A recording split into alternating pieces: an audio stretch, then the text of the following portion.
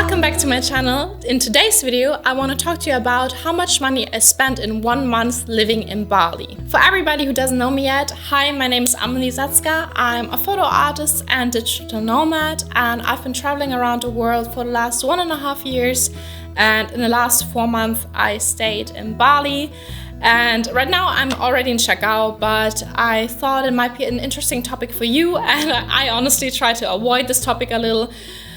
Not because I don't want to talk about money, but mainly because I wanted to avoid to calculate all of the stuff I bought in Bali. But in the end, I thought it might be really interesting for you to calculate how much money you need to have a really standard but good life in Bali. So for that, let me open my computer because I just made a list of what I spent in 1 month in Bali. So the first really obvious thing is accommodation, and it really depends where you're staying at. I was firstly for the first 2 months staying in a guest house, a really nice guest house in Perinan, which is right next to Canggu, so it's actually Canggu.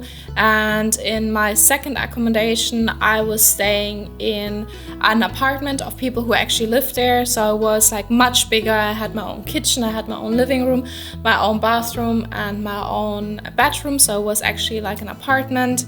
And for the first one, for the guest house, I spent 450 euros per month, and for the apartment, I spent 650. So I would put it as a range in between what kind of accommodation you prefer.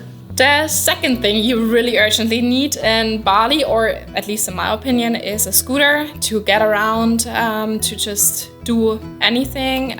If you don't want to drive a scooter, you have to take Gojeks.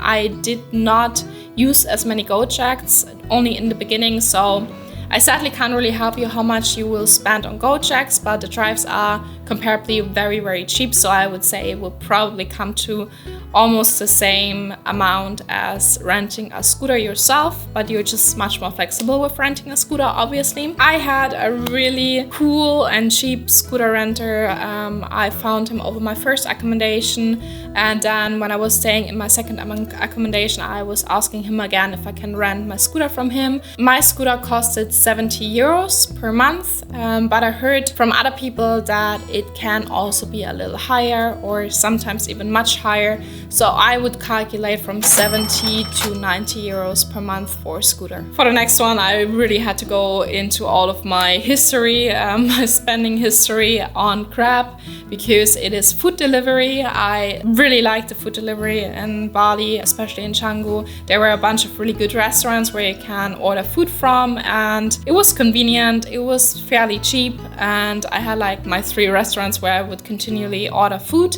And I calculated it for the month of October, how much I spent on food delivery, and it was 37 euros. Then, of course, I went out and had breakfast, had drinks, and had dinner quite a lot, especially as in the month of October, my best friend was visiting me from Germany, and we had a very great time, and obviously also trying to enjoy the time by going out to fancy or nice restaurants. So I just kind of took an average between that and my other month in Bali. And I tried to estimate how many times we probably went out and how much on average I spent, because I still have it kind of in my mind, and including breakfast, etc. So going out, I would say I probably spend around 130 to 150 per month. And that is with a really good way of living. Usually dinners would not cost more than 7 euros or 8 euros, even if you had a cocktail or something, you know.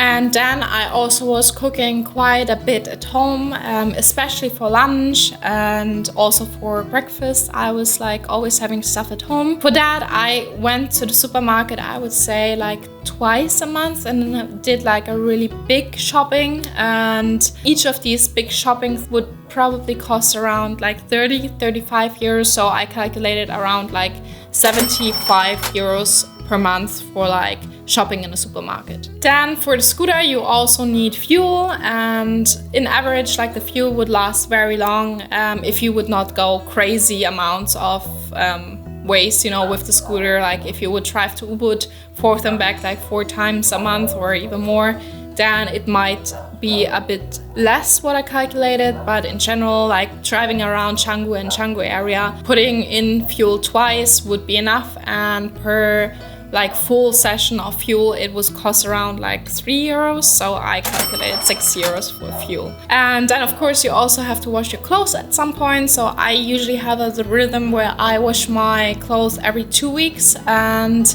per session, per like one big load of laundry, it would cost 3 euros or around 3 euros, so I calculated 6 euros for laundry as well. Then of course you also want to have like some fun things to do. So for example, I took surf lessons, and I had 3 surf lessons in a time of October, and they costed me around like 50 euros. And I also really love massages. There are a bunch of really good massage places in Bali, and I was going to the massage, I would say like every second week, and one session was around 12 euros 50. So I would calculate around 25 euros for massages. And then the last bit, which you might not really think of, but it's quite essential for staying in Bali, is like the visa extension.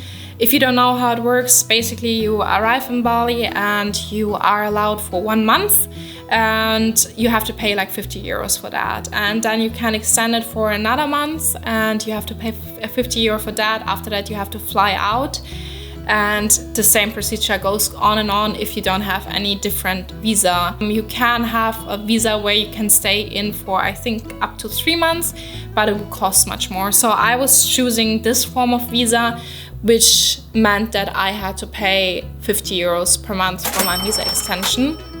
So I calculated that in the whole amount of money I spent in Bali as well. So in total, I come to an average of around 900 to 1,120 euros per month, which I spent in Bali. I would say that is kind of accurate. Of course, there are like activities you do, but they're so different each month, and some are more expensive, some are less expensive. So for example, I went to the Gili Islands, and I went to the Komodo Islands, and I had a trip to like Ubud and a trip to there, you know. But that is really dependent on you, and actually doesn't have to do much about like the living costs, like actually staying in Bali. It's more like your free time costs, you know, and everybody can like calculate how much they want to spend on that. So I didn't put it in here. So yeah, that's about it. I hope this video helped you a little bit to calculate how much money you need for living as a digital nomad in Bali. If you have any questions, please let me know in the comments below. Please also don't forget to like and subscribe, and then I'll see you in my next video next week. Bye!